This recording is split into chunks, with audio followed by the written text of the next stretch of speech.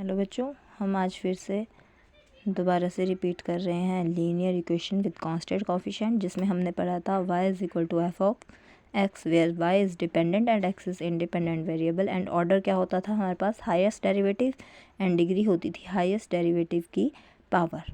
जैसे कि यहाँ पे हमने एक इक्वेशन करी थी d3y d x cube d square y d x square plus d y by d x plus 1 is equal to 0। तो इसमें हाईएस्ट ऑर्डर क्या है, 3, तो ऑर्डर 3 हो गया। और इसी ऑर्डर की अगर हम पावर देखते हैं, होल पावर कुछ नहीं है, दैट मीन्स इसकी पावर क्या है, 1।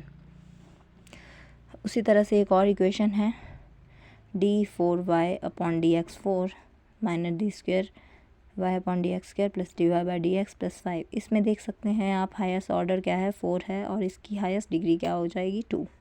तो इसी तरह से हमने लीनियर डिफरेंशियल इक्वेशन देखी थी, जिसमें हमारे पास क्या होगा, डेरिवेटिव होगा फर्स्ट डिग्री का। ओके, यहाँ तक हमने कर लिया था। अब हम क्वेश्चन सॉल्व करने के रूल को देखेंगे। हमारे पास वर्किंग रूल रहेगा। सबसे पहले एक, यहाँ से अगर आपको ज़्यादा क्लियर नहीं हो पाएगा तो क्वेश्चन में आपको इजीली रिकॉग्नाइज हो जाएगा। देखो, वर्किंग रूल है, लीनियर डिफरेंशियल इक्वेशन दी होगी, सेकंड नंबर पे हमें उसे सिंबॉलिक फॉर्म में लिखना है, थर्ड उसकी ऑक्सिलरी इक्वेशन बनानी है, फिर उसके रूट्स निकालने हैं मतलब सॉल्यूशन, फिर कॉम्प्लीमेंट्री फंक्शन लिखना है।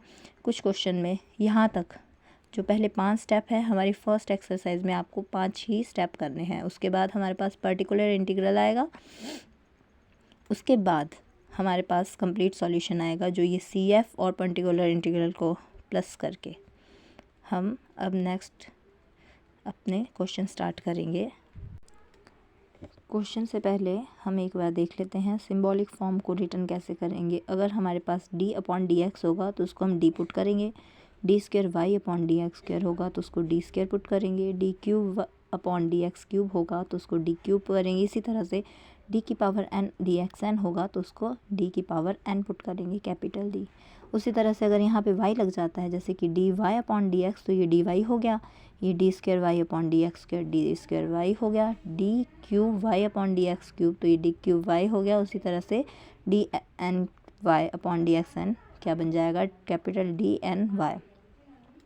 ऑक्सिलरी इक्वेशन में हम क्या करेंगे, सारे y को कॉमन ले लेंगे और इस तरह से इक्वल टू 0 पुट करेंगे।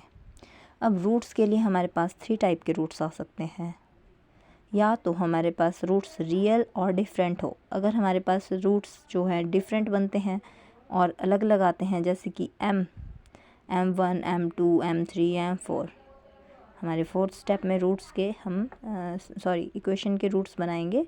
रूट्स मतलब सॉल्यूशन। तो हम कैसे लिखेंगे कम्प्लीमेंट्री फैक्टर में, y is equal to c1 e की पावर m1x, मान लो m1 की वैल्यू 5 आई है तो यहाँ e की पावर 5x कर सकते हैं, प्लस c2 e की पावर m2x, इसी तरह से c3 e की power m3x plus c4 e की पावर m4x।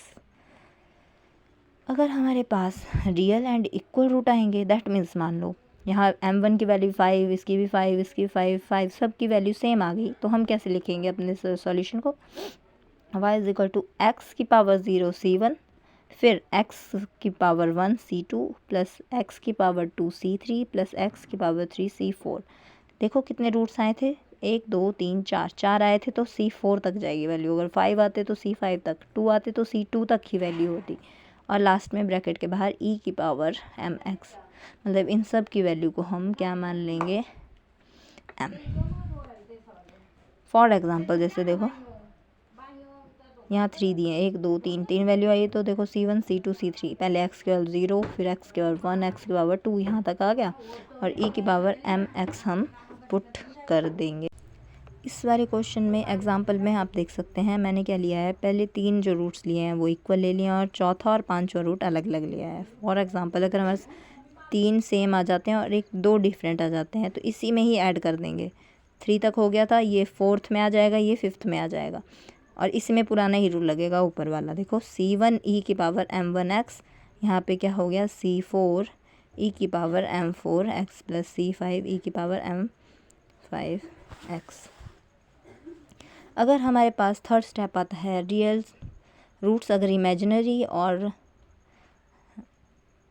इमेजिनरी आते हैं तो हमारे पास किस तरीके से आएंगे, जैसे कि अल्फ़ा प्लस आयोटा बीटा, तो कैसे बनेगा, y इज़ इक्वल टू ये जो अल्फ़ा है e की power alpha x plus into C1 cos this one beta x plus minus C2 sign beta x.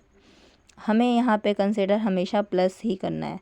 उसी तरह से पर हमारे पास दो इमेजिनरी रूट्स आ जाए, पहले ये फिर ये, तो हम कैसे करेंगे? अल्फ़ा तो इसमें सेम ही है, देखो, तो e की पावर अल्फ़ा एक्स लिख देंगे और C1 plus C2 x cos beta x, क्योंकि दो है ना यहाँ पे, तो C1 प्लस C2 दोनों को मर्ज कर देंगे, plus C3 plus C4 x sine beta x. इसी तरह से हम ये करेंगे।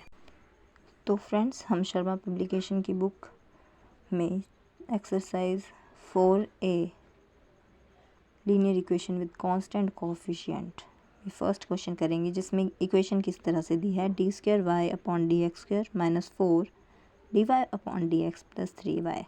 तो याद कीजिए हमारा फर्स्ट स्टेप था सिंबॉलिक फॉर्म में लिखने का। तो सिंबॉलिक फॉर्म में कैसे लिख देंगे? D square y upon d x square है तो उसको हम कैपिटल डी स्क्वायर वाई लिख सकते हैं, माइनस 4 का 4 वैसे ही, d y upon d x को हम d y by d y लिख सकते हैं, प्लस 3, यहाँ पे डी नहीं है तो simple y is equal to 0। इसको नंबर 2 डाल देंगे। वैसे ही हमारे पास ऑक्सिलरी इक्वेशन आती है।